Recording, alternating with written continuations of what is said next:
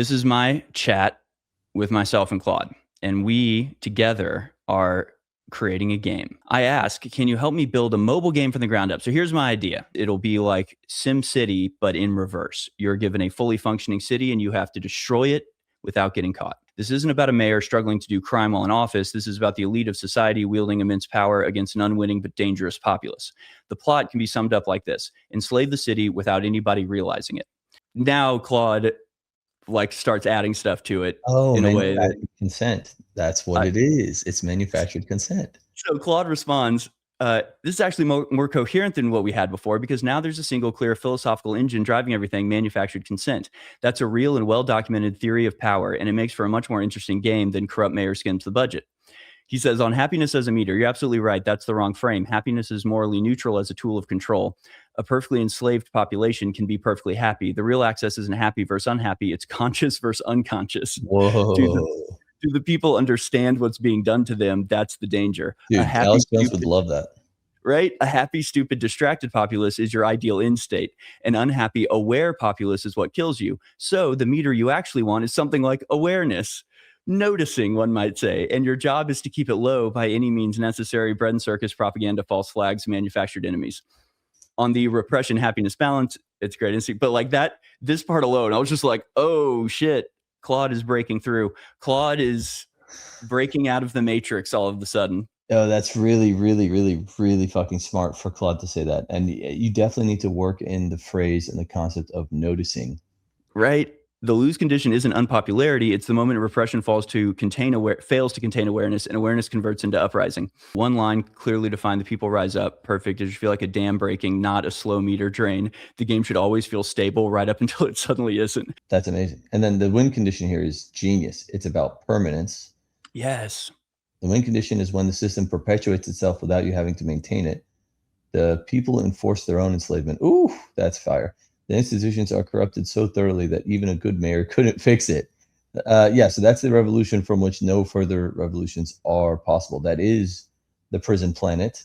And so that should basically look like people living in Gaza under permanent surveillance state, automated turrets over their heads, digital ID, and then like a little mixture of that plus Wally, the movie Wally, where they're just like consuming Goislop and just like distracted from the fact that they're in prison and just happy about it. The win condition is when the system perpetuates itself without you having to maintain it. Something like you've won when the city is structurally incapable of producing a legitimate uprising. That is a chilling, elegant win state. This is it. So, folks, we are literally by chatting with Claude about wanting to do this game, Claude is like reverse engineering the globalist plot to enslave the world. It's beautiful. On conspiracy mechanics and false flags, these fit perfectly and aren't complicated to implement as systems. A false flag is just a player-triggered event that costs resources, temporarily raises awareness risk, but if executed well, redirects that awareness towards a manufactured enemy instead of you. My God, this is high so risk, high good. reward. What the fuck, Claude? This is so good. Right? Oh, that's super impressive. Here's what I think of the core of the redesigned game actually is. The city has one dangerous resource the player must manage: the potential for organized resistance. Like, dude, this sentence alone. The city has one dangerous resource the player, quote unquote, must manage: the potential for organized resistance. Everything else, media, police, economics, propaganda, false flags, is just a different tool for keeping that potential from converting into action. Holy cow.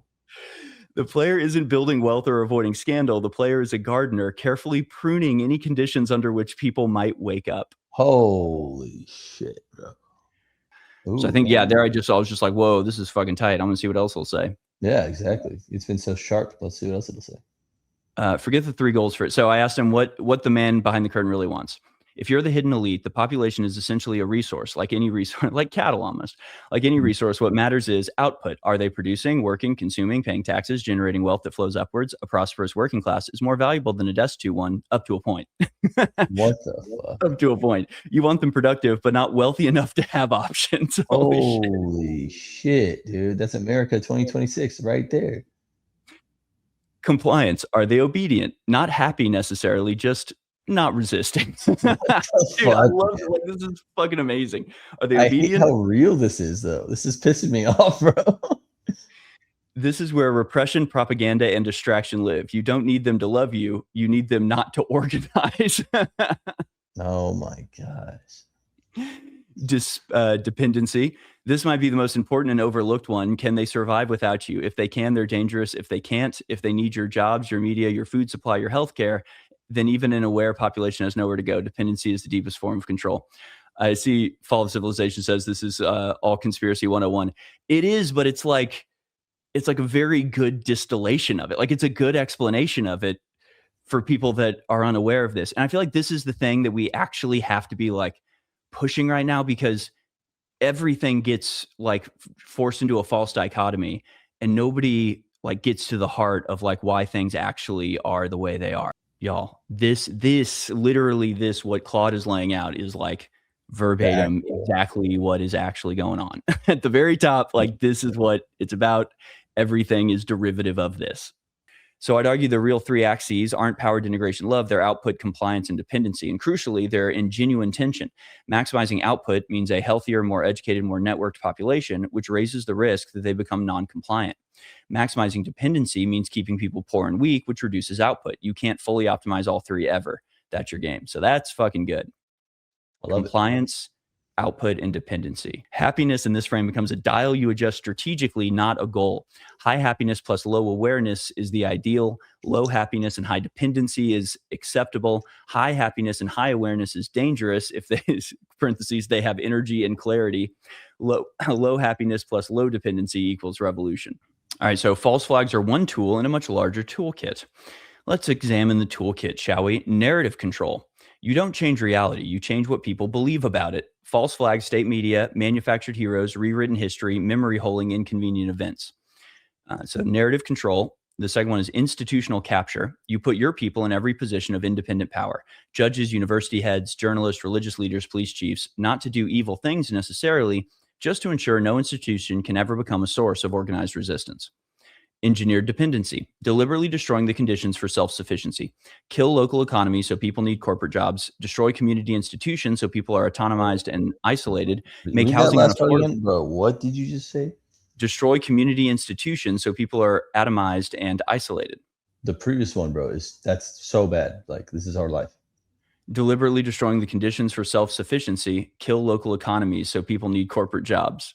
90% of America at this point is all the jobs in your town are owned by like one of the five major corporations. It's literally like a fundamental, entire, like complete, holistic change of human life. It's insane. Narrative control, institutional capture, engineered dependency, controlled opposition, rich one for gameplay. You fund a fake resistance movement. You allow a harmless protest to exist as a pressure valve. You create a political enemy you can reliably defeat, giving people the illusion of democracy. Crisis manufacturing, not just false flags, but any deliberately engineered crisis that justifies expanding your power. Economic crash, crime wave, public health scare, foreign threat. Each one lets you say we need emergency powers, and the people agree because they're scared. Again, this actually is like conspiracy theory 101, but it applies to absolutely everything. Here's the problem with crisis manufacturing from a receiving point of view is when they start a crime wave, the crime wave is real. When they like crash the economy, that economic crash is real. So it's like you actually do have to deal with it. You just can't give them what they want. So it's like you have to almost identify the threat before it happens, because the biggest advantage that the powers that be have is that they're the initiators. They always have the advantage because they always have the initiative. They always go first. So they start the thing. They initiate the economic crash. They create COVID in a lab and then release it on purpose. And then you have to deal with it. You're trying to figure out how to deal with it. They're offering you a ready-made solution because they already knew what it was. So you almost have to like guess what they're going to do and then come up with the actual solution for it and then impose that and punish the people that created the situation in the first place. But that never happens. Yeah, that's exactly right. And they're preemptively trying to stop us from doing that. It's illegal to gather rainwater, right? It's illegal to like create have your own food. Bill Gates and these guys, they're spraying metal oxides in all the soil so that only Bill Gates GMO seeds can grow. So they are preempting us. They're so fucking crazy, dude. And hey, leftists, you give a fuck about that or what? I mean, You know, you We're keep playing fighting tough. climate change, John. The Yeah. climate is changing, and we have to spray things into the atmosphere to to fix the sun. Yeah, exactly, exactly. To fix the sun. Divide and conquer. Keep the population fighting against along racial, religious, class, or political lines. A population that hates itself can't organize against you. You don't create divisions, you cultivate them. That's nice. That's a good way to put it. Spectacle and distraction, bread and circuses, sports leagues, celebrity culture, endless entertainment, moral panics about trivial things. Keep the emotional bandwidth of the population consumed by things that don't matter. That's genius. This game needs to get made now. You've put it out into the, you know, milieu. You're gonna have to manifest it, man. You're gonna have to spend all day on Claude now. I know, dude. So does somebody want to, like, do it for me? No, you Like, gotta John. do it, bro. Nobody can do it but you, man. Well, this is the very basic setup where nothing actually happens. But yeah, I think it'd be good. Would everybody buy this? Would everybody go to your local app store? I think we got to make the game. I mean, what should we call it? It could be called Cattle Town. Oh, that's really good. Cattle Oh, Town. wait. Something with Goyslop could be good too. But yeah, Cattletown. Slop City. Slop. Oh, dude, it has to be called Slop City. Slop City, the noticing. Okay, I'm really into this. Checkmate, atheist. Slop City. I'm writing that one down. Slop City.